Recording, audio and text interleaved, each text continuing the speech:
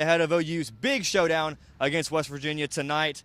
Reagan, what are you looking forward to tonight? You know, the rowdy crowd. Yeah. This is about as close as OU can get in their Big 12 schedule to a game like Tennessee, as we saw last year. You know, a lot of fans, they love their football. Oh, yeah. It's going to be cold, running the football, rowdy tailgates out here. This is a big showdown between two top teams in the Big 12. Oh, absolutely. And then looking at OU's offense, obviously they have been on fire the past couple of weeks. Now 7-0 in the Big 12. They've got another big showdown tonight. Can go 8-0. I think if they want to do that, I think they have to keep Baker Mayfield protected. They can't let linebackers, even safeties, cornerbacks get in the backfield. They need to keep Baker Mayfield protected. And if they do that, they can get the ball to Dede Westbrook, who Baker Mayfield, Dede Westbrook, it's kind of a toss-up right now between who you want going to New York, maybe for the Heisman ceremony. But if they can just get Dede Westbrook the ball, all Baker Mayfield has to do is just throw it 70 yards, and Dede Westbrook will go find it.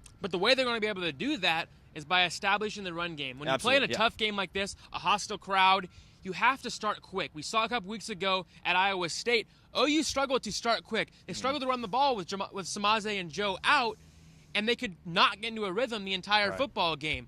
This week, in a game that's a late game like this, a rowdy crowd, they have to establish a run game early, get Joe and Samaje the ball, get them a lot of carries. It will open the door for Mark Andrews, Nick Basquin, Geno Lewis, even Jeff Mead, and then at the end of the day, the big one, Dede Westbrook. Absolutely.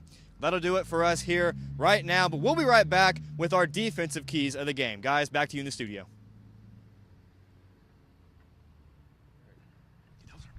Thanks, Steven.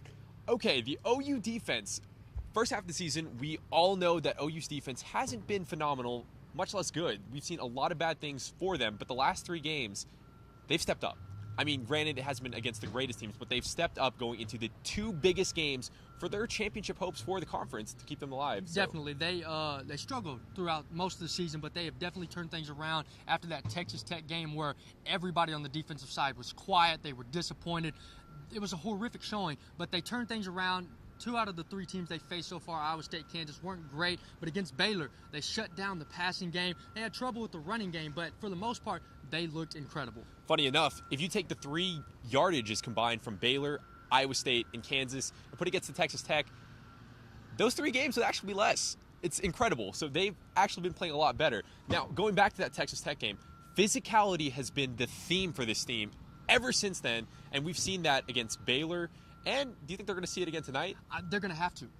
OU's defense, especially the line and the front guys in the linebacking core, are going to have to step up. Caleb Kelly has had an increasing in his role, and so Obos finally came back after missing a game, and he's going to have to step up. They're going to have to get to the quarterback. They're going to have to put pressure on Skylar Howard. But another part of the defense that is going to have to be physical and put pressure is that secondary. They play off very far, and against a team like this, you can't do that. You've got to get up. You've got to mess up the timing.